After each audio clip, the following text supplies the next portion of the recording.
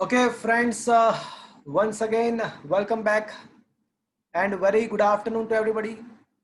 I hope you all are safe, your family member, your relative, your parents, your friends, all are safe. And you are enjoying this new era, this new way of learning. Friends, we had a completely completed chapter number 6. And right now we are discussing the some of the important MCQ. મિત્રો MCQ ખૂબ જ મહત્વનો role play કરે છે because બોર્ડની એક્ઝામમાં તમને 50% MCQ આવશે મિત્રો અને ગુજસેટની એક્ઝામની અંદર જેડબલની અંદર નીટની અંદર એટલું જ મહત્વ છે. આજે એકવાર ફરીથી તમને કહી દઉં મિત્રો, એમસીક્યુ તમને 5-6 રીતે બેનિફિટ કરે છે. એક તો એમસીક્યુ સોલ્વ કરવાથી તમારા થિયરીના કન્સેપ્ટ્સ વધારે સ્ટ્રોંગ બને છે. નંબર 2, બોર્ડની એક્ઝામમાં 50% વેઇટેજ એમસીક્યુનું છે, એટલે જેટલું મહત્વ થિયોરી ન્યુમેરિકલ્સનું છે એટલું જ એમસીક્યુનું છે. નંબર 3, ગુજસેટની અંદર આ જે હું એમસીક્યુ કરાવી રહ્યો છું ઓલમોસ્ટ એ લેવલના ક્વેશ્ચન્સ જ પૂછાતા હોય છે. નંબર 4, નીટની અંદર પણ ઓલમોસ્ટ આપણે અત્યારે જે એમસીક્યુ સોલ્વ કરી રહ્યા છે એ જ લેવલના એમસીક્યુ તમને તમે કદાચ નીટનો લાસ્ટ યરનો પેપર દેખો 2020નો, તમને દેખાશે જે 6 ચેપ્ટર પતી ચૂક્યા છે એના આધારિત એમસીક્યુ તમે દેખજો, તમને રિયલાઇઝ થશે કે આ જ લેવલના એમસીક્યુ હોય છે. જેડબલઈમાં આનાથી થોડા અપ લેવલના એમસીક્યુ હોય છે, પણ આ લેવલ તમે સોલ્વ કરો તો જેડબલઈમાં પણ બેનિફિટ થાય. તો બધી જ રીતે ખૂબ જ મહત્વની વસ્તુ છે. હું અત્યારે થોડા એમસીક્યુ સોલ્વ કરાવું છું. આવતા લેક્ચરમાં તમારે મને એમસીક્યુના ડાઉટ્સ પણ પૂછવાના છે સેલ્ફ લર્નિંગ સ્વાધ્યાય પોથીના. ક્વેશ્ચન નંબર 1 તમારા મોબાઈલમાં આ એમસીક્યુ આવી જાય છે મિત્રો, જુઓ તો.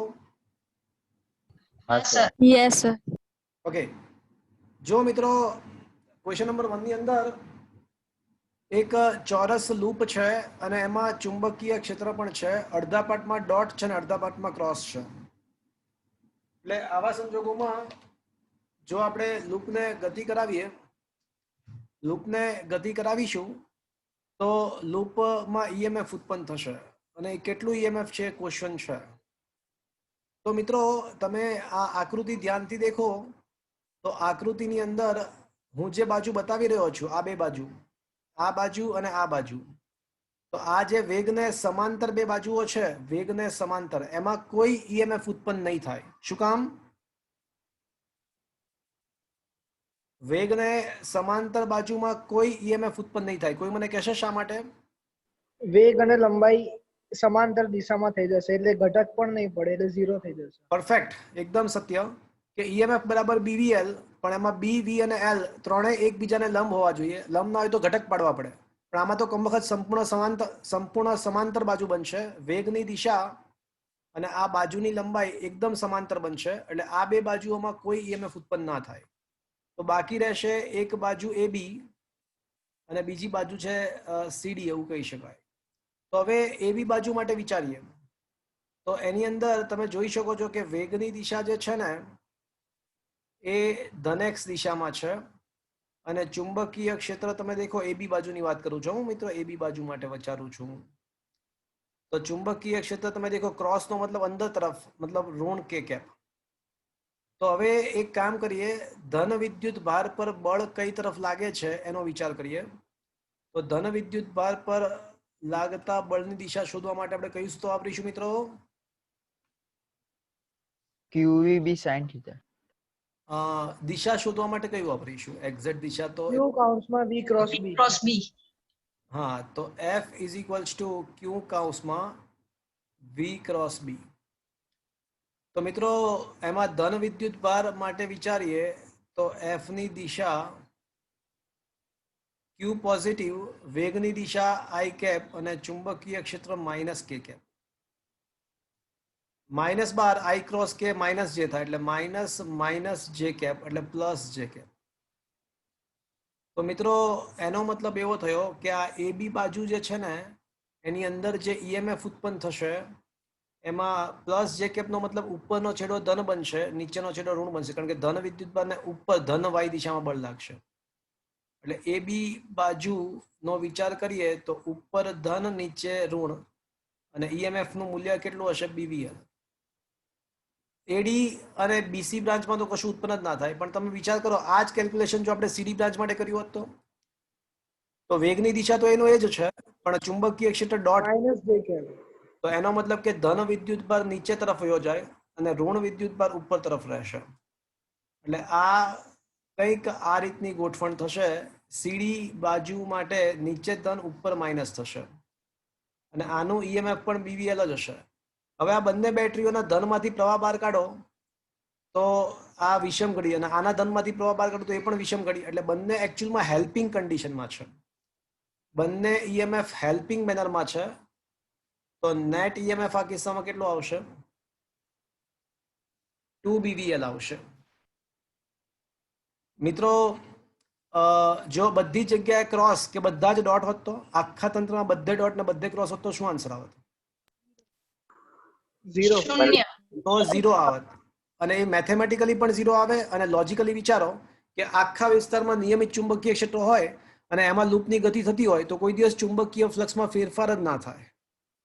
સમગ્ર જગ્યાએ નિયમિત ચુંબકીય ક્ષેત્ર હોય અને તમે લૂપને ગતિ કરાવો તો ચુંબકીય ફ્લક્સમાં ફેરફાર જ નહીં થાય. તો ઈએમએફ 0 હશે જો બધે ડોટ કે બધે ક્રોસ હોય તો. અહીંયા આગળ 2 BVL. ચલો સેકન્ડ ક્વેશ્ચન એવો છે કે આપણને ફ્લક્સનું સૂત્ર, કુલ ફ્લક્સનું સૂત્ર જ આપ્યું છે અને ઈએમએફ પૂછ્યું છે મિત્રો. ઈએમએફ તો નહીં, પરંતુ જસ્ટ અ મિનિટ ફ્રેન્ડ્સ, એક જ મિનિટ મિત્રો. એટલે પ્રવાહનું મૂલ્ય પૂછ્યું છે આપણને, તો આપણને ખબર છે કે પહેલા ઈએમએફ શોધીશું. તો ઈએમએફ આપણને ખબર છે કે ઋણ નિશાની અવગણતા d5/dt. તો આનું વિકલન કરો મિત્રો તો 12t - 5 થશે. હા સર. બરાબર 0.5 મૂકી દો, t બરાબર 0.5 મૂકી દો તો 12 ગુણ્યા 0.5 6 માંથી 5 જાય એટલે 1 વોલ્ટ. અને પ્રવાહ પૂછ્યો છે તો પ્રવાહ ઇઝ ઇક્વલ ટુ શું થશે મિત્રો? ઈએમએફ ભાગ્યા અવરોધ. ઈએમએફ જે છે 1 અને અવરોધ છે 10 ઓહમ, તો 1/10 એટલે 0.1 એમ્પિયર આન્સર આવશે. થર્ડ ક્વેશ્ચન, આપણને ક્ષેત્રફળ આપ્યું છે 100 સેન્ટીમીટર સ્ક્વેર, આંટાઓની સંખ્યા આપેલી છે, ચુંબકીય ક્ષેત્ર આપેલું છે અને સમતલ ચુંબકીય ક્ષેત્રને લંબ છે. તો કોઈ મને કહેશે અત્યારે વેક્ટર એ અને વેક્ટર બી વચ્ચેનો ખૂણો કેટલો આવશે? 0. કારણ કે સમતલ ચુંબકીય ક્ષેત્રને લંબ છે એટલે સમતલની દિશા ક્ષેત્રફળ સદિશ અને ક્ષેત્રફળ અને ચુંબકીય ક્ષેત્ર સદિશ વચ્ચેનો ખૂણો 0 આવશે મિત્રો. તો ક્વેશ્ચન એવો છે કે હવે છે ને આ લૂપને ચુંબકીય ક્ષેત્રમાંથી 1 સેકન્ડમાં બહાર કાઢી નાખવામાં આવે છે. એટલે પહેલા ફ્લક્સ સંકળાશે મહત્તમ, કારણ કે સમતલ ચુંબકીય ક્ષેત્ર લંબ છે એટલે પહેલા ફ્લક્સ સંકળાશે અને પછી એમાંથી બહાર આવી જાય લૂપ તો ચુંબકીય ફ્લક્સ 0 બની જશે. એટલે ફ્લક્સનો ફેરફાર થશે મહત્તમથી 0. તો ક્વેશ્ચન એવો છે કે પ્રેરિત વિદ્યુત ભાર શોધવાનો છે. તો મિત્રો કોઈને ખ્યાલ છે પ્રેરિત વિદ્યુત ભાર માટેનો સૂત્ર શું છે? Delta Q phi by r. બરાબર ડેલ્ટા phi by r. તો ડેલ્ટા phi by r એટલે phi1 ઋણ નિશાની અવગણતા phi1 - phi2 upon r. તો મિત્રો અહીંયા આગળ phi1 તરીકે શું આવશે? NAB પ્રારંભિક ફ્લક્સ NAB. phi2 તરીકે 0 આવશે અને ભાગ્યા અવરોધ. તો મિત્રો phi1 તરીકે NAB NA dot B AB cos theta. તો n આપણને આપ્યું છે, ક્ષેત્રફળ આપણને આપ્યું છે સેન્ટીમીટર સ્ક્વેર ને મીટર સ્ક્વેરમાં ફેરવવાનું, ચુંબકીય ક્ષેત્ર પણ આપણને આપ્યું છે, આંટાની સંખ્યા પણ આપી છે, અવરોધ પણ આપ્યો. જાતે કરશો મિત્રો. હા સર. અહીંયા સમયનું કોઈ મહત્વ નથી. હા, સમય બેનિફિટ કરત, સમયનો ઉપયોગ થાત ક્યારે? જો તમને પ્રેરિત પ્રવાહ કે પ્રેરિત ઈએમએફ પૂછ્યું હોત ને તો સમય કામ આવી શકત. પ્રેરિત પ્રવાહ અથવા પ્રેરિત ઈએમએફ પૂછ્યું હોત તો, પણ એવું પૂછ્યું નથી એટલે સમયનું કોઈ મહત્વ રહેતું નથી. ચલો ક્વેશ્ચન નંબર 4.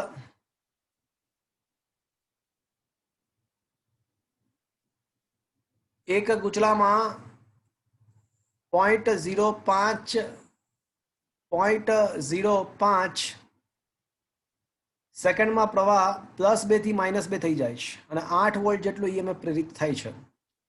તો આત્મપ્રેરકત્વ બોલો મિત્રો, શું કરશું? તમને ખ્યાલ છે? બોલો શું કરવું જોઈએ મિત્રો? ચુંબકીય ક્ષેત્ર ગોતવાનું. નહીં, રોંગ આન્સર.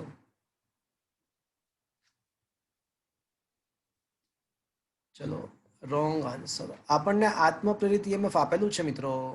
I બરાબર L into I. Wrong answer. આત્મ પ્રેરિત ઈએમએફ આપેલું છે તો આટલું બધું કેમ વિચારો છો? minus L di by dt EMF નું એક જ તો સૂત્ર છે કે minus L DI by delta અથવા delta I by delta T. ઋણ નિશાની રાખો, ચલો ને, શું ફરક પડે છે? Is that clear to you? Is that clear? હા સર. ઋણ નિશાની અવગણી નાખો, એ તો ખાલી લેન્ઝનો નિયમ જ દર્શાવે છે. એલ, ચલો, ડેલ્ટા આઈ એટલે I1 minus I2 upon delta T. તો પ્રારંભિક જે પ્રવાહ છે ને એ છે ને 2 છે ને 2 માંથી -2 થાય છે. વોલ્ટેજ આપણને આપ્યા છે 8 વોલ્ટ. ઇન્ડક્ટન્સ એટલે કે આત્મપ્રેરકત્વ શોધવાનું છે. 2 માઇનસ -2 એટલે 4 થઈ જાય મિત્રો. અને સમય આપણને આપ્યો છે 0.05. તો એલ બરાબર શું થશે?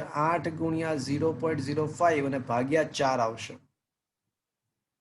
તો મિત્રો 0.05 ગુણ્યા 2 કરો, 4 દુ એટલે 2 રહેશે. તો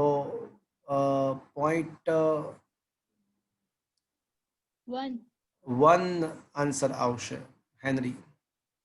ચલો, 5th ક્વેશ્ચન. એક્સ અને વાય એમ બે ગુચલાઓ પરિપથમાં એવી રીતે ગોઠવ્યા છે કે જ્યારે એક્સમાંથી પસાર થતા વિદ્યુત પ્રવાહનો ફેરફાર 2 એમ્પિયર હોય, ત્યારે ગુચલા વાયમાં સંકળાતું ફ્લક્સ 0.04 નથી, 0.4 છે. 0.4 જ છે. તો અન્ય પ્રેરકત્વ શોધવાનું છે. તો મિત્રો તમને યાદ છે અન્ય પ્રેરકત્વનું સૂત્ર શું હતું? બીજા ગુચલાનું ફ્લક્સ I by I કરવું. ભાગ્યા. તો મિત્રો આના પરથી એવું પણ કહી શકાય કે φ2 બરાબર M21 I1 ડેલ્ટા φ2 M21 તો અચળ છે, બહાર આવી જશે, ડેલ્ટા I1.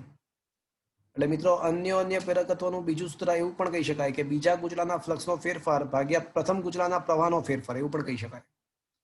તો બીજા ગુચલાના ફ્લક્સનો ફેરફાર 0.4 છે, પહેલા ગુચલાના પ્રવાહનો ફેરફાર 2 એમ્પિયર છે. તો અન્ય પ્રેરકત્વ મિત્રો 0.2 હેનરી થશે. Is it okay friends? Question number 6 લઈએ આપણે. ઓકે, ક્વેશ્ચન નંબર 6 પર આવી જજો મિત્રો. ક્વેશ્ચન એવો છે કે ગુચલાના તંત્રનું અન્ય પ્રેરકત્વ આપણને આપ્યું છે. ગુચલાના તંત્રનું અન્ય પ્રેરકત્વ 5 મિલી હેનરી છે. પ્રથમ ગુચલાના પ્રવાહ I બરાબર I0 sin ઓમેગા ટી સૂત્ર અનુસાર બદલાય છે. તો જ્યાં ઓમેગા I0 આપણને આપ્યું છે, ઓમેગા આપણને આપ્યું છે. તો ક્વેશ્ચન એવો છે કે બીજા ગુચલામાં ઉદ્ભવતું પ્રેરિત EMF. તો મિત્રો આપણને ખબર છે કે અન્ય પ્રેરિત EMF બરાબર M21 અથવા M E2 બરાબર M21 dI1 by dt. ઋણ નિશાની રાખીએ, ચલો ને. શું મિત્રો આ સમજ છે તમને? બીજા ગુચલામાં ઉદ્ભવતું EMF ઇઝ ટુ M2. ઓલામાં છે ને, ઓલામાં LDI by dt આવે, LDI આત્મ પ્રેરિત EMF માં LDI by dt આવે. અન્ય પ્રેરિત EMF માં L ના બદલે MDI by dt આવે. ચલો કિંમતો મૂકી દઈએ. તો E2 બરાબર M21 આપણને 5 મિલી હેનરી આપેલું છે, પણ છેલ્લે મૂકીશું. ચલો છેલ્લે મૂકીશું. અને ddt ઓફ I1 ની કિંમત આપણને આપી છે I0 sin ઓમેગા ટી. ચલો મિત્રો, -M21 I0 બહાર આવી જશે અને સાઇન નું વિકલન સૂત્ર શું થશે મિત્રો? Cos. cos omega T. પણ ઇન્ટુ શું આવશે? ઓમેગા. મિત્રો હવે રકમમાં એવું આપ્યું છે કે મહત્તમ મૂલ્ય. તો ઈ મેક્સિમમ કેટલું હશે મિત્રો? જ્યારે cos θ 1 થઈ જાય. તો ઈ મેક્સિમમ શું આવશે મિત્રો? M21 into I0 into omega. મહત્તમ EMF લેવા માટે cos θ નું મૂલ્ય 1 કરવું પડે, કારણ કે cos નું મહત્તમ મૂલ્ય જ 1 છે. ચલો M21 આપણી પાસે છે મિત્રો 5 મિલી હેનરી, એટલે 5 ગુણ્યા 10⁻³ I0 આપણને 10 આપ્યું છે અને ઓમેગા આપણને આપ્યું છે 100 પાઈ રેડિયન. તો આ જે જવાબ આવશે એ 10 ની -3 +3 કેન્સલ થઈ જશે. 100 પાઈ એટલે +3 -3 કેન્સલ એટલે 5 પાઈ વોલ્ટ રહેશે answer. Is that clear friends?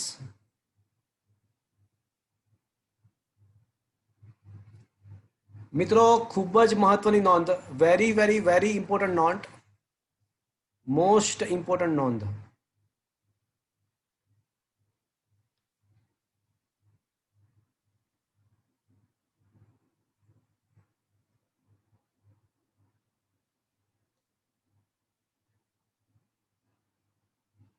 સમતુલ્ય inductance માટે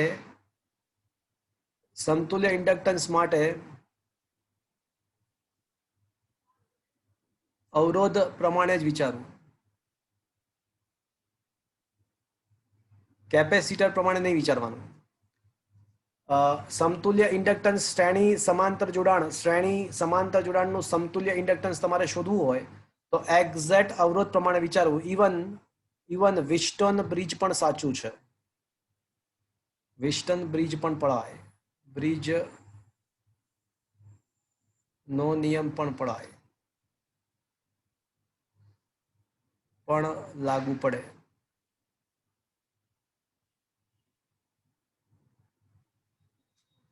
तो मित्रों તમને દેખાય છે 7મા કિસ્સો યાદ છે? જો दिखता है होता नहीं, जो होता है वो दिखता नहीं. ત્રણે ત્રણ દેખાય છે શ્રેણીમાં, પણ એકચ્યુઅલમાં યાદ છે તમને આ કિસ્સો કરાયો છે અવરોધ માટે. તો શું આવશે? દેખાય છે ત્રણે ત્રણ શ્રેણીમાં, પણ તમે ABCD બિંદુઓ અરેન્જ કરશો ને, ABCDઓ, તો A અને C સમતુલ્ય બનશે, એક જ બનશે. B અને D સમાન બનશે. કારણ ત્રણે ત્રણ ઇન્ડક્ટર પછી રીઅરેન્જ કરશો ને તો ત્રણેય સમાન હતા. હા, A અને C સમાન થઈ જશે અને B અને D સમાન થશે, અને પછી એક ગોઠવતા જશો તો ઓટોમેટિકલી ત્રણ ત્રણ આ રીતે ગોઠવાઈ જશે. તો ખરેખર કેવા જોડાણમાં આવી ગયા? સમાંતર. તો સમાંતર. સમાન મૂલ્યના ત્રણ અવરોધો સમાંતરમાં હોય તો સમતુલ્ય ત્રીજા ભાગનો થાય. ઇન્ડક્ટરમાં પણ સેમ ટુ સેમ જ થાય. તો આન્સર 1 હેનરી આવશે. Is that clear friends? શું મિત્રો આ સમજમાં આવ્યો? હા સર. ઇન્ડક્ટર માટે અવરોધની જેમ જ વિચારવું. ઇવન વિટસ્ટોન બ્રિજના કન્સેપ્ટ પણ એઝ ઇટ ઇઝ પડાય છે. કેપેસિટરમાં ઉલટું વિચારવું. અવરોધ ઇન્ડક્ટરમાં સમાન રીતે વિચારવાનું હોય છે, કેપેસિટરમાં ઉલટી રીતે વિચારવાનું હોય છે. Is it okay friends? ચલો 8મો ક્વેશ્ચન. 100 સેન્ટીમીટર ક્ષેત્રફળ વાળી એક કોઇલને નિયમિત ચુંબકીય ક્ષેત્રમાં લંબ રૂપે, કોઇલ નું સમતલ ચુંબકીય ક્ષેત્રના લંબ છે. તો what is the angle between the vector A and vector B? 0. 0. A અને B વચ્ચેનો ખૂણો 0. તો આ થઈ જશે AB cos થીટામાં થીટા 0. તો માત્ર ફ્લક્સ શોધવો હોય તો AB, n આટા હોત તો NAB, પણ આટાઓની સંખ્યા નથી આપી એટલે એક જ છે એવું સમજીશું. A into B. આપણને ક્ષેત્રફળ A આપેલું છે, અને ચુંબકીય ક્ષેત્ર B પણ આપેલું છે.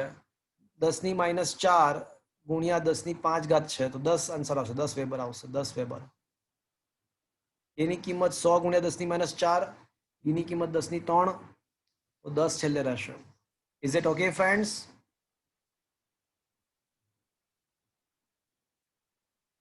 શું મિત્રો આ સમજમાં આવ્યો? હા સર. હા સર. ચલો ક્વેશ્ચન નંબર 9. એક એરોપ્લેન ની બે પાંખોની બહારના અંત્ય બિંદુઓ વચ્ચેનું અંતર 50 મીટર છે અને 360 કિલોમીટર પ્રતિ અવરની ઝડપે ઉડી રહ્યું છે. સમક્ષિતિ, ચલો પ્લેન સમક્ષિતિ ઉડી રહ્યું છે, તો ચુંબકીય ક્ષેત્રનો કયો ઘટક લેવો પડશે? વિલોલંબ ઘટક લેવાનો. પરફેક્ટ. વેગ જો સમક્ષિતિજ હોય તો EMF બરાબર BVL માં V તરીકે શું લેવાનો આવશે મિત્રો? વર્ટિકલ ઘટક લેવો પડે. શિરોલંબ ઘટક. હા, અને પૃથ્વીના ચુંબકીય ક્ષેત્રનો શિરોલંબ ઘટક જ સીધો જ આપ્યો છે, એટલે કોઈ બચી ગયા. બાકી શું કરવું પડ્યું મિત્રો? બાકી આપણે B sin phi કરવું હોત, પણ અહીંયા આગળ એંગલ ઓફ ડીપની જરૂર નહીં પડે, કારણ કે આપણને BV સીધી જ આપી છે. જીવનમાં બીવી શોધવી અઘરી છે અધરવાઇઝ આ તો નસીબ સારા કે સીધી મળી ગઈ બાકી ના પણ મળે સમજ્યા એટલે અહીંયા તો ફોર્ચ્યુનેટલી સીધી જ બીવી આપી છે વર્ટિકલ ઘટક સીધો આપ્યો છે 360 કિલોમીટર પ્રતિ અવર નહીં ચાલે 360 ગુણ્યા 5 ભાગ્યા 18 કરશો 360 ગુણ્યા 5 ભાગ્યા 18 કરશો તો 100 થઈ જશે તો 100 થઈ જશે 1 2 3 10 ની 3 ઘાત માઇનસ 3 ઘાત કેન્સલ એટલે 5 દુ 10 10 એટલે એક જ આવશે 1 વોલ્ટ આવશે એક્ઝેક્ટ 1 વોલ્ટ આવશે 10 ની 4 માઇનસ 4 કેન્સલ શું મિત્રો આ સમજમાં આવ્યું હા સર ચલો ક્વેશ્ચન નંબર 10 પર આવી જાઓ ક્વેશ્ચન નંબર 10 0.5 મીટર લંબાઈ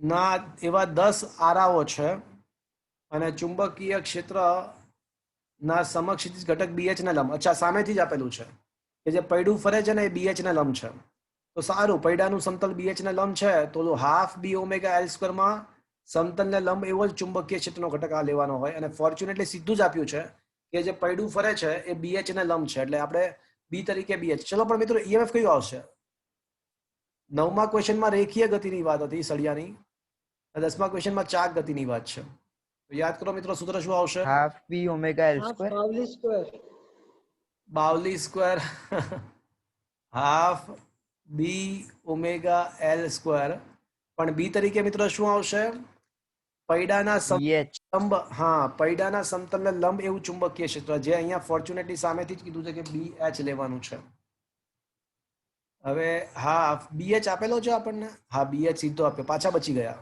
અધરવાઇઝ શું કરે ખબર છે તમને ચુંબકીય ક્ષેત્ર B આપે અને એંગલ ઓફ ડીપ આપે એટલે BH બરાબર B cos phi કરી અને BH શોધવું અલગથી શોધવું પડે અહીંયા સારું છે કે BH આખું આપ્યું સામેથી જ આપ્યું છે 0.4 ગોસ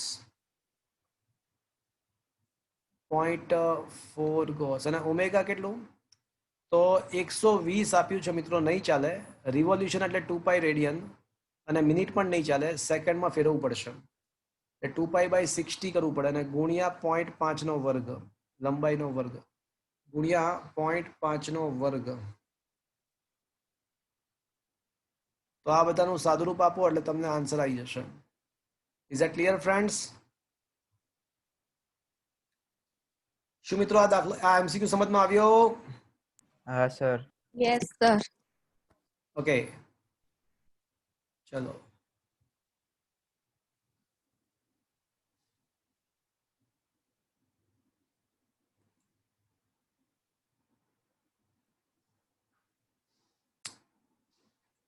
ક્વેશ્ચન નંબર 11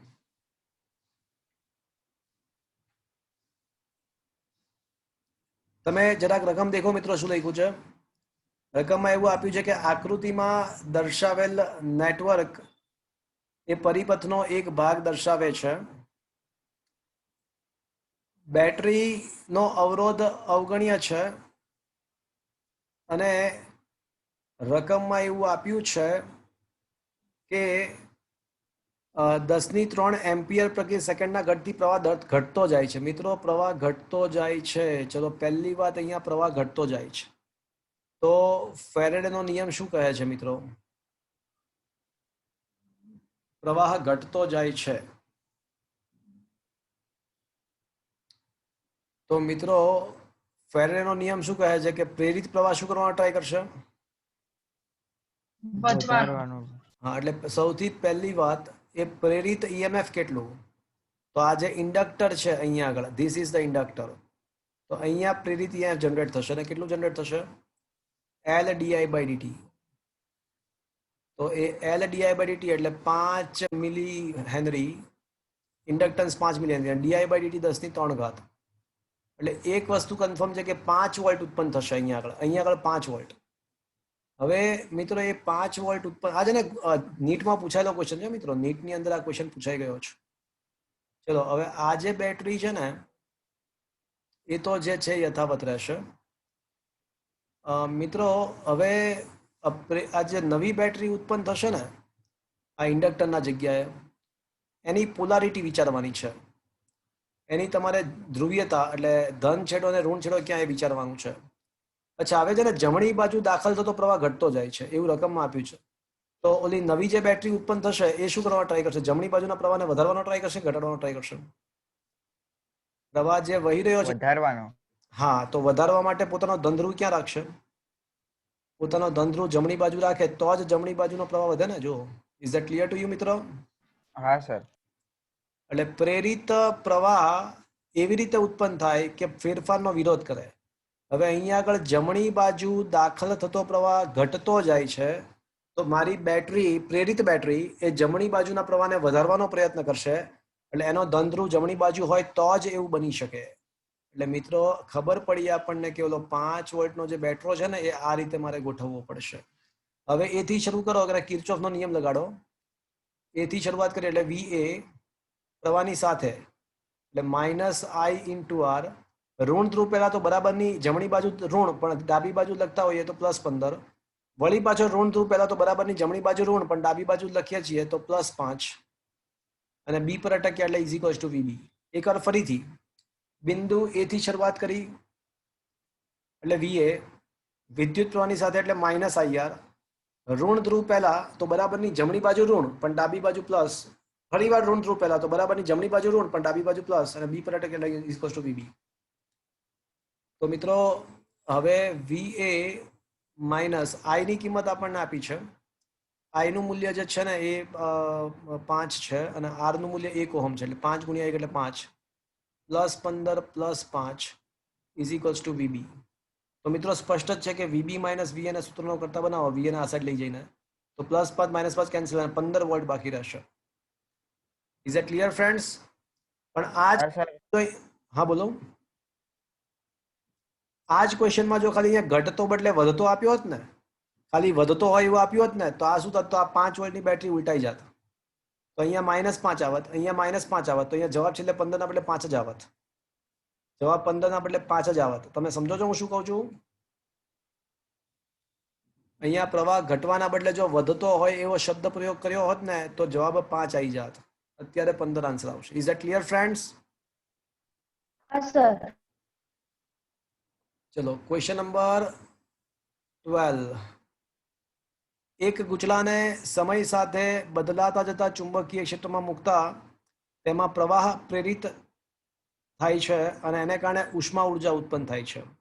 હવે આંટાની સંખ્યા અડધી અને તારની ત્રિજ્યા, આંટાની સંખ્યા 4 ગણી અને તારની ત્રિજ્યા અડધી કરવામાં આવે.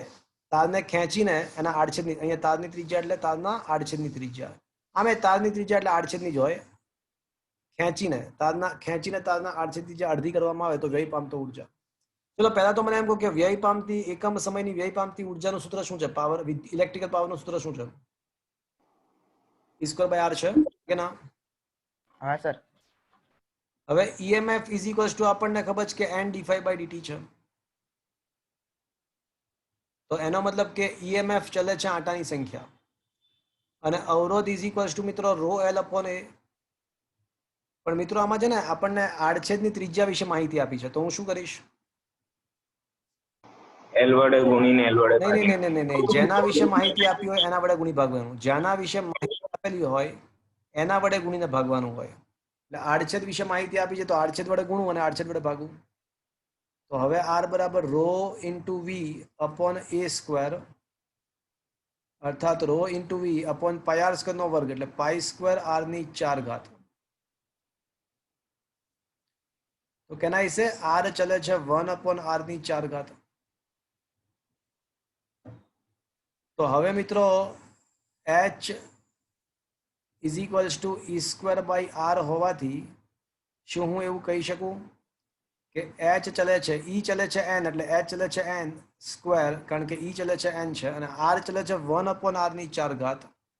તો આમ સાબિત થાય છે કે H ચલે છે N²R⁴. તો મતલબ કે H2/H1 = N2/N1² અને R2/R1⁴. ચલો આટાની સંખ્યા 4 ગણી કરવામાં આવે છે એટલે N2 = 4N1, N1 કેન્સલ, 4 બાકી છે. ત્રિજ્યા અડધી કરવામાં આવે છે એટલે R2 બરાબર 1/2R, R કેન્સલ, R1 ને 4 ઘાત. 4 નો વર્ગ 16 થશે, 1/2 ની 4 ઘાત પણ છેદમાં 16 આવશે, તો 16/16 એટલે જવાબ આવશે 1. મતલબ એવો થયો કે H2 બરાબર H1, એટલે બીજા કિસ્સામાં ઉદ્ભવતી ઉષ્મા ઉર્જા પહેલા જેટલી જ હશે. શું મિત્રો આ સમજમાં આવ્યું? Is that clear, friends? Yes. So it is an interesting one, very interesting. 13 સમાન લંબાઈ અને એક સરખું આત્મપ્રેરકત્વ ધરાવતા સોલેનોઇડમાં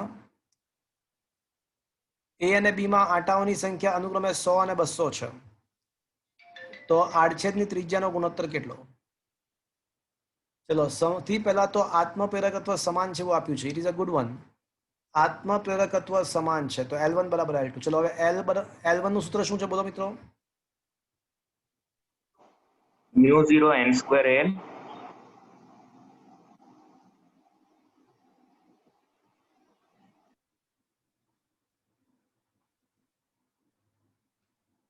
થશે મિત્રો? હા કે ના?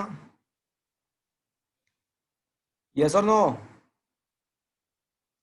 પણ મિત્રો આપણને લંબાઈ સમાન છે એવું રકમમાં આપેલું જ છે, એટલે ઉડી જશે. μ0 પણ કેન્સલ, અને આંટાઓની સંખ્યાના સ્વરૂપમાં લાવવું હોય તો n1 બરાબર કેપિટલ N1 ભાગ્યા L1, કેપિટલ N1² L²,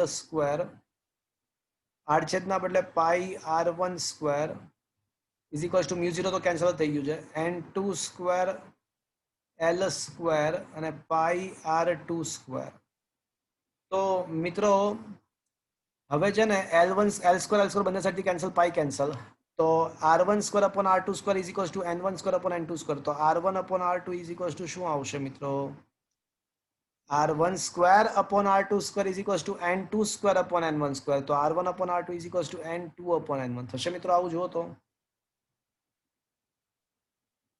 અને N2 આપણને આપેલું છે, શું આપેલું છે મિત્રો? N1 100, N2 200, તો N2 200/100 એટલે 2:1 આન્સર આવશે. 2:1 આન્સર. શું મિત્રો આ સમજમાં આવ્યું તમને? Is that clear friends? હા કે ના તો બોલો. Yes, sir. Is it okay?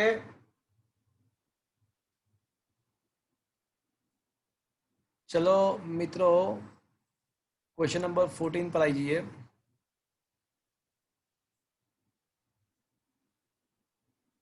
એક પાતળી વર્તુળાકાર રિંગનું ક્ષેત્રફળ A છે અને રિંગમાં B તીવ્રતાના ચુંબકીય ક્ષેત્રને લંબ રૂપે ગોઠવેલ છે. એટલે વળી પાછું સમતલ ચુંબકીય રિંગનું સમતલ ચુંબકીય ક્ષેત્રને લંબ હોવું તો વેક્ટર A અને વેક્ટર B વચ્ચેનો ખૂણો કેટલો હોવો મિત્રો? 0. 0. તો મિત્રો ક્વેશ્ચન એવો છે કે હવે એક નાનો કાપો કરી અને પછી એને એકાએક રિંગનું સંકોચન થઈને ક્ષેત્રફળ શૂન્ય કરાવી દેવામાં આવે છે. તો રિંગનું સંકોચન થઈને જો ક્ષેત્રફળ શૂન્ય બની જતું હોય તો પછી ફ્લક્સ પણ 0 બની જશે, અંતિમ ફ્લક્સ પણ 0 બની જશે. તો પ્રેરિત વિદ્યુત ભાર પૂછ્યો છે. વન્સ અગેન મિત્રો પ્રેરિત વિદ્યુત ભાર. ચલો પ્રેરિત વિદ્યુત ભાર વન્સ અગેન, તો શું આવશે મિત્રો બોલો? Delta phi Delta phi upon R. તો પ્રેરિત વિદ્યુત ભાર once again delta phi/r, once again phi1 minus phi2/r. phi બરાબર AB cos 0 અને phi2 શૂન્ય. શું કામ phi2 શૂન્ય? કારણ કે રિંગનું સંકોચન થઈને છેલ્લે ક્ષેત્રફળ શૂન્ય બની જાય છે. આંટાની સંખ્યા એક જ છે, જો n હોત તો ઇન્ટુ n લખ્યું હોત, n હોત તો ઇન્ટુ n લખ્યું હોત. Is that clear friends? ચલો 15. એક ચુંબકને ગુચલાની અક્ષની દિશામાં ગતિ કરે છે અને EMF E છે. હવે ગુચલું પણ ચુંબક તરફ તેટલા જ વેગથી ગતિ કરવા માંડે. તો પહેલા છે ને ગુચલું સ્થિર છે અને ચુંબક ગતિ કરે છે અને EMF E છે. હવે બંને એક સામે એક સાથે ગતિ કરવા લાગે છે અને બંનેનો વેગ સમાન છે, તો સાપેક્ષ ગતિ પહેલા કરતા કેટલી થઈ જાય?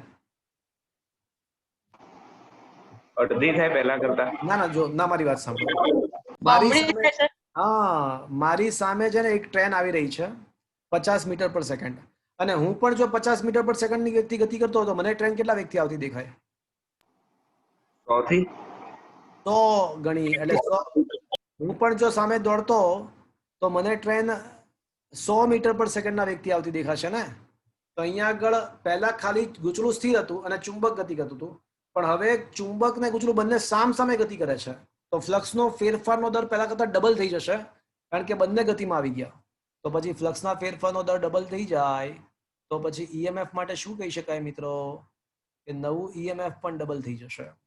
પણ જો એવું આપ્યું હોત તો કે પહેલા ચુંબક ગતિ કરે છે અને ગૂંચળું સ્થિર છે, હવે ગૂંચળું પણ ચુંબક તરફ નહીં પણ ચુંબકની દિશામાં જ ગતિ કરવા લાગે, બંને એક જ દિશામાં ગતિ કરવા લાગે, તો ઈએમએફ કેટલું આવશે? E/2 EMF અડધું થઈ જાય. 0 આવે. તો 0 આવે, કારણ કે બંને જો સમાન વેગથી એક જ દિશામાં ગતિ ફ્લક્સમાં ફેરફાર જ ના થાય, તો ઈએમએફ 0 આવે. જો બંને એક જ સાપેક્ષ ગતિ શૂન્ય. સાપેક્ષ ગતિ 0 થઈ જાય ને, તો ઈએમએફ 0 થઈ જાતા. Is that clear friends? શું સમજ? હા સર. Is it okay? અહીંયા ડબલ થશે, અધરવાઇઝ એવું પણ બને કે એક જ દિશામાં ગતિ કરતા હોય તો 0 પણ બની જાય. ચલો 16મો ક્વેશ્ચન. 5 સેન્ટીમીટર લંબાઈ ધરાવતો સળિયો 2 × 10⁻² વેબર પ્રતિ મીટર સ્ક્વેરની તીવ્રતા ધરાવતા ચુંબકીય ક્ષેત્રને લંબરૂપે ગતિ કરે છે અને પ્રવેગ આપણને આપ્યો છે, તો પ્રેરિત ઈએમએફ ના ફેરફારનો દર આપણને પૂછ્યો છે. ચલો સળિયામાં ઉદ્ભવતું પ્રેરિત ઈએમએફ નું સૂત્ર શું છે મિત્રો? બાવા લંગોટી. પણ મને તો વધવાનો દર પૂછ્યો છે, તો ડીડીટી ઓફ બાવા લંગોટી. હવે આમાં છે ને બાવો બાર આવી જશે, બાવો બાર, પણ dl/dt શું થશે મિત્રો? લંબાઈનું સમયની સાપેક્ષે અંતરનું વિકલન શું આવશે? પ્રવેગ. તો મિત્રો બી આપેલો છે, વી આપેલો છે, જો બી આપણને આપેલો છે, ના ગંદી બાત, અંતરનો તો વેગ. અરે ગંદી બાત. બી અને એલ અચળ છે, બી અને એલ અચળ, લંબાઈ અચળ રહેશે અને બાકી રહેશે dv/dt. અને dv/dt એટલે શું થશે મિત્રો? પ્રવેગ. હવે પ્રવેગ. બલા. તો શું તમને બી આપેલો છે મિત્રો? હા છે ને. લંબાઈ પણ આપેલી છે સેન્ટીમીટરમાં મીટરમાં ફેરવો, અને પ્રવેગ પણ આપ્યો છે, બધું જ તો આપ્યું જ. બધા આન્સર સરખા છે જો, પણ સાચો આન્સર કયો આવશે? જેનો એકમ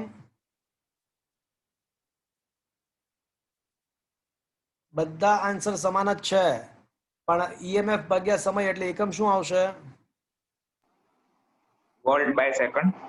વોલ્ટ પ્રતિ સેકન્ડ. એટલે કયો ઓપ્શન સાચો આવશે? Option D. ઓપ્શન ડી આવશે. Is that clear friends?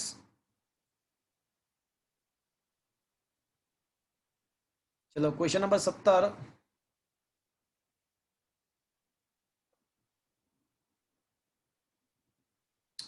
સો આંટાવાળા ગુજલામાંથી 2 એમ્પિયરનો પ્રવાહ પસાર કરતા એક આંટા સાથે સંકળાતું ફ્લક્સ સમથિંગ છે, તો ગુજલા સાથે સંકળાયેલી ચુંબકીય ઉર્જા. મિત્રો ચુંબકીય ઉર્જાનું સૂત્ર મને કહેશે? Half Li². Half Li². તો કેન આઈ સે હાફ Li into I? પણ Li ના બદલે હું શું લખી શકું? લીના I ના ફાઈ. હવે આપણને એક આંટા, જો અહીંયા n5 માં ફાઈ એક આંટાનું ફ્લક્સ થાય મિત્રો, n5 માં ફાઈ એક આંટાનું ફ્લક્સ કહેવાય, એટલે જ તો n5 કુલ ફ્લક્સ થયું, એટલે જ તો n5 કુલ ફ્લક્સ થયું. તો આપણને આંટાની સંખ્યા આપેલી છે, એક આંટાનું ફ્લક્સ આપ્યું છે અને પ્રવાહ પણ આપ્યો છે. કરશો જાતે મિત્રો? કરશો જાતે? હા સર. ચલો 18મો ક્વેશ્ચન. n આંટાઓ વાળા એક ગુજરામાં આંટા દીઠ ફ્લક્સ φ1 થી φ2 થાય છે, તો કુલ ફ્લક્સનો ફેરફાર n φ1 φ2 થશે. કુલ ફ્લક્સનો ફેરફાર n φ1 થી φ2. અવરોધ R છે, તો પ્રેરિત વિદ્યુત, ચલો પ્રેરિત વિદ્યુતભાર માટે સૂત્ર શું આવશે મિત્રો? પ્રેરિત વિદ્યુતભાર માટે કયું સૂત્ર આવશે ABCD માંથી? બોલો, યાદ કરો, પ્રેરિત વિદ્યુતભારનું સૂત્ર શું હતું? ΔΦ/R. હા, તો કયો ઓપ્શન આવશે? ΔΦ/R વાળો? બી. બી. એટલે આ પ્રેરિત વિદ્યુત ભાર. ચલો પ્રેરિત ઈએમએફ હોત તો કયો આન્સર આવે? પ્રેરિત ઈએમએફ હોત તો ચારમાંથી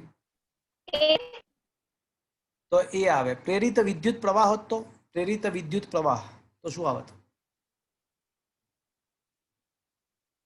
તો સી આવત. સી. પ્રેરિત વિદ્યુત પ્રવાહ હોત ને તો સી આવત, કારણ કે ઈએમએફ ભાગ્યા અવરોધ, ઈએમએફ ભાગ્યા અવરોધ કરો એટલે સી આવી. અને ફ્લક્સનો ફેરફાર ખાલી પૂછ્યો હોત, ખાલી ફ્લક્સનો ફેરફાર, તો ઓપ્શન ડી આવત. સમજ્યા મિત્રો? હા સર. હા, is that clear? Yes sir. 19મો તમને યાદ હોય તો ભૂતકાળમાં લખાવેલો છે. 19મો લેન્ઝનો નિયમ જ્યારે મેં ચલાવ્યો હતો ને એ જ દિવસે લખાયો હતો. હા કે ના? 3 કિસ્સાઓ આપ્યા હતા, યાદ છે તમને? પ્રવાહ શૂન્ય હોય તો શું થાય, પ્રવાહ જો વધતો જાય તો શું થાય, અને પ્રવાહ ઘટતો જાય તો શું થાય. ચલો તો પણ એકવાર ફટાફટ કહી દઉં. એ થી બી પ્રવાહ વહે છે અને સમય સાથે ઘટે છે. ચલો અંગૂઠો પ્રવાહની દિશામાં રાખો તો આંગળીઓ આસપાસ કંઈક આ રીતે વીંટળાશે. અંગૂઠો પ્રવાહની દિશામાં રાખશો તો આંગળીઓ આ રીતે વીંટળાશે, એટલે ઉપરથી ચુંબકીય ફ્લક્સ બહાર આવશે અને નીચે દાખલ થશે. તો પ્રવાહ ઘટતો જાય તો બહાર આવતું ફ્લક્સ ઘટતું જાય. ઉપર લૂપમાંથી બહાર આવતું ફ્લક્સ ઘટતું જાય તો પ્રેરિત પ્રવાહ શું કરવાનો ટ્રાય કરશે?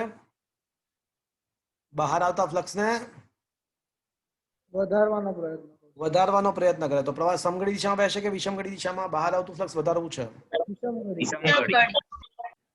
તો વિષમઘડી.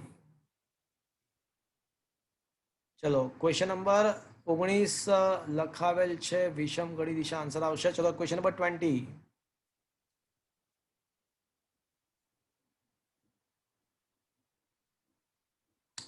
તો ક્વેશ્ચન નંબર 20 ની અંદર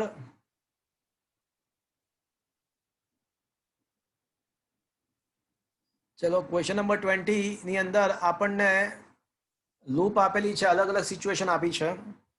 તો કયા કિસ્સામાં અન્ય પ્રેરકત્વ મેક્સિમમ હશે? તો જે કિસ્સામાં મહત્તમ ફ્લક્સ કોઈ એક લૂપમાંથી પ્રવાહ પસાર કરો અને બીજી લૂપમાં મહત્તમ ફ્લક્સ સંકળાય, એવું કયો કિસ્સો હશે? ચલો કહો મને. Option A. હા, તો જેમાં મહત્તમ ફ્લક્સ સંકળાય એમાં અન્ય પ્રેરકત્વ પણ મહત્તમ હોય. તો મિત્રો આ 3 માંથી કયા કિસ્સામાં અન્ય પ્રેરકત્વ મહત્તમ હશે? ઓપ્શન એ માં, કારણ કે મહત્તમ ફ્લક્સ ત્યાં જ સંકળાશે. Is that clear friends? Is it okay? હા કે ના તો બોલો. હા સર. હા સર. ચલો ક્વેશ્ચન નંબર 21. ક્વેશ્ચન નંબર 21 એવો ક્વેશ્ચન છે કે જનરેટરમાં શૂન્ય સમયે ઈએમએફ શૂન્ય છે. ચલો શૂન્ય સમયે શૂન્ય એટલે જનરેટરના વોલ્ટેજ વી બરાબર અથવા ઈએમએફ બરાબર અથવા વી કહીએ તો વી બરાબર વીએમ સાઇન ઓમેગા ટી લખું કે કોસ ઓમેગા ટી લખું? શૂન્ય સમયે શૂન્ય છે તો સાઇન ઓમેગા ટી લખવું જોઈએ. તો સાઇન, કારણ કે સાઇન 0 0 છે તો 1 છે. Is that clear? તો સમય આપણને કીધો છે કે ભાઈ π/2 ઓમેગા, સાઇન ઓમેગા ગુણ્યા સમયના બદલે π/2 ઓમેગા. તો ઓમેગા ઓમેગા કેન્સલ મિત્રો, સાઇન π/2 રહેશે તો સાઇન π/2 એટલે 1 થાય. તો જવાબ પ્લસ વીએમ આવશે. Is that clear friends? શું મિત્રો આ સમજમાં આવ્યો? હા સર. તો મિત્રો આ એમસીક્યુમાં 4-5 એમસીક્યુ ખૂબ જ મહત્વના હતા. તો આ લેક્ચર જરૂર પડે તો રિવિઝન કરજો. અને અત્યારે હું આ સેશન ફિનિશ કરી રહ્યો છું અને આ વિડીયો લેક્ચર સાંજ સુધીમાં અપલોડ કરી દઈશ.